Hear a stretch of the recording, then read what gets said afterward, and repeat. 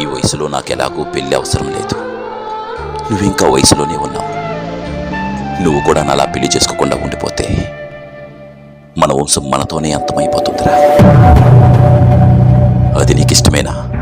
అన్నయ్య, నువ్వు పెళ్లి చేసుకోకపోతే మన అమ్మే మనవడిలో ఆడుకునే అదృష్టాన్ని కోల్పోతుంది రాజు.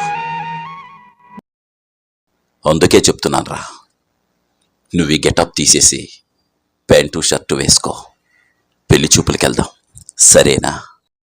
సరే అన్నయ్య, నీ మాట ప్రకారం పెళ్లి చేసుకుంటాను. కానీ ఈ గెటప్ తీసేయమని అడక్కనయ్యా. మా అన్న ఈ సినిమాలో నీ గెటప్ ఎంత పెద్ద హిట్టో, సింహరాజ్ సినిమాలో నా గెటప్ పవర్ఫుల్గా అంతే హిట్. నేను దాన్ని మార్చుకోలేను. అయితే ఇలాగే వెళ్దాం. పదన్నయ్య.